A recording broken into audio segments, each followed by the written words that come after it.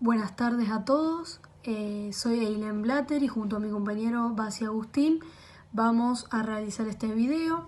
Vamos a dar comienzo con lo que es la teoría de la educación, que es la reconstrucción histórica de un concepto o significado de las diferentes sociedades que han atribuido a la actividad física, a la educación física de la manifestación de las culturas del conjunto de sociedades.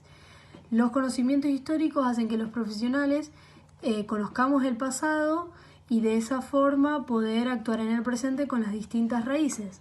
Después vamos a dar comienzo con lo que es, ahora hablamos de lo que es la educación física y la historia, en donde se desarrolló en distintos procesos. Por un lado tenemos la educación física, en lo que es en el siglo XXI, hablamos de la educación del cuerpo, en donde era el castigo corporal, que es utilizado para moldear el cuerpo.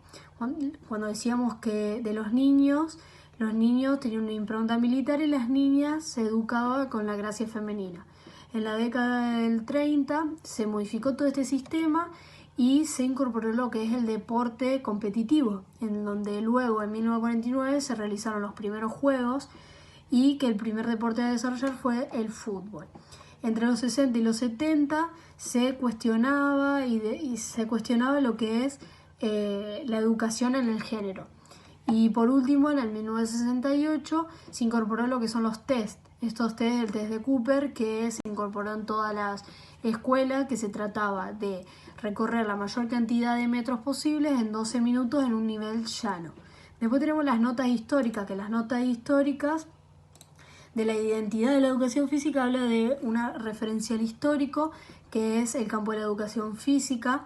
Este campo cuenta con distintos procesos.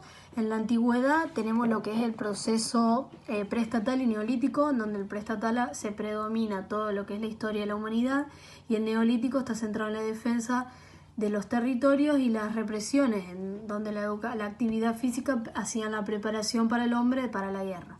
En la cultura griega se desarrolla la educación con el paso del periodo arcaico a la clásica. Y después, la vida medieval, tenemos lo que es la represión del cuerpo, en donde se desarrollan las múltiples formas, por un lado del modo juego y el pasatiempo. Por otro lado, el periodo moderno, donde se habla de la cultura europea, que por un lado está la educación física del deporte y por el otro el nuevo dualismo, donde está el hombre, que comienza a poseer los distintos cuerpos con la mecánica elemental y los objetivos de su misión. Y por último, la actualidad, que es la época de la cultura global, en donde tenemos la imagen y el espectáculo y donde se unen para el dictado, que está dictado por un solo cuerpo. Bueno, los ejes, historiografía y epistemología. El deporte como conservador de la masculinidad en ese momento impositaba a las mujeres a realizar prácticas deportivas, era una muestra de patriarcado, del poder del patriarcado. Y el deporte en Argentina era el fútbol, que se venía de las prácticas deportivas, aunque lentamente se incorporaron otras. Los juegos también se iban reforzando la masculinidad y la feminidad. En los hombres el softball y el handball, con contactos corporales, en las mujeres lo contrario, el newcon y pelota al cesto.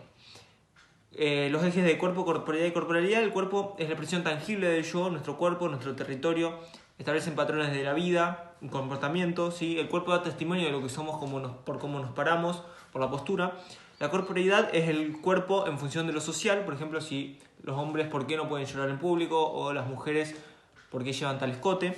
Y la corporalidad son experiencias internas que se viven en el cuerpo, conscientes o no. Lo que siento es lo que soy más allá de lo social. Y es también el espacio interno donde el cuerpo se enferma cuando los estados emocionales nos sobrepasan. Y se manifiestan en el cuerpo como síntoma o enfermedad. Y en la medida en que me acepto como soy, se disuelve el descontento y la tensión.